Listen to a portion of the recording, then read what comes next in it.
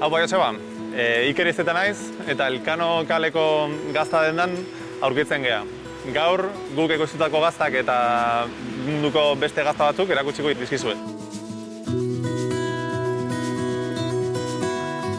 Nik Elkano bat gaztagunen kasualitatez hasi nintzen, lan bila nebilen eta Ramon Lizagakin hasi nintzen lanean hemen, arratsaldez.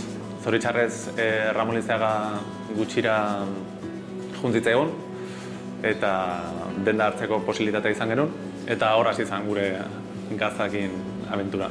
2018ko urrian Aiako gaztategia hartzeko aukera izan genuen eta hor hasi genuen gaztak ekoiztearen proiektua. Dendan gure gaztak defendatuz gain beste gazta asko dazkago, bai Euskal Herrikoak eta bai Europa mailako gaztak ere bai. Guztira izango ditugu 40-50 inguru gazta desberdin. Denda honetara etortzen den jendeak batez ere gazta berriak probatu nahi ditula.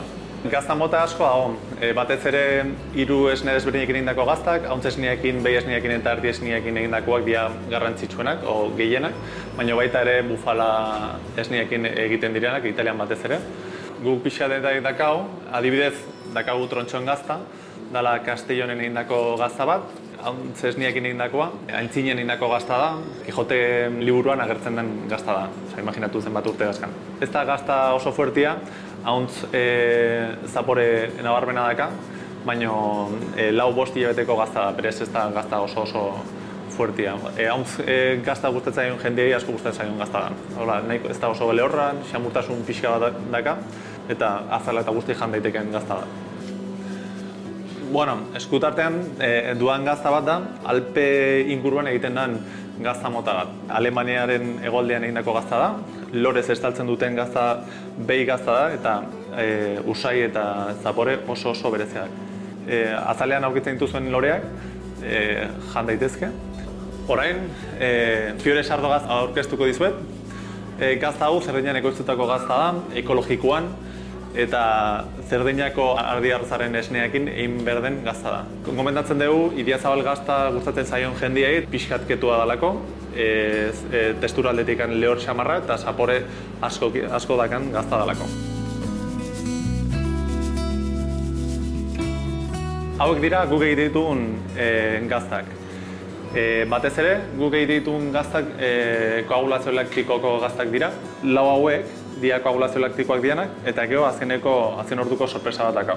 Hasiera baten gazta kremosoekin hasi ginen, bai ondare gaztakin eta bai sugar gaztakin, eta dula pare bat hilabete edo, ja pixat nobedadeekin hasi gea. Bai maluta gazta ekoizten hasi gea, diala ondare gaztan antzekua baino formatu txikago baten, eta gero Proventza gazta, Proventzako belarrez estalita. Normalean gazta freskoak izate dira eta ondare eta malutan kasuan oso kremosuak. Gazta hau, sugar gazta da ondareren anaia, errautsez estalitako gazta da, eta ondareekin dakan berezitasuna batez ere da testura. Ondare gazta oso kremoso da eta hau ordea lehorragoa da. Taula hasteko gazta oso aproposa da, eta guri gustatzen zaigu beti ardo txuripatekin o txakolinakin kombinatzea. Beste aldetik, oaintxe bertan irekitegun gazta da, aigea gazta urdinaren probak egiten eta ikusi ezakezue lehenengo emaitza. Joseba eta beste guztiok, gonbidatzen zaituztegu gure bisita bat egitea, bai gure gazta probatzeko eta bai munduak eskaintzen digun beste gazta guztiak bai probatu ditzazuen. Así que, hemen gaude.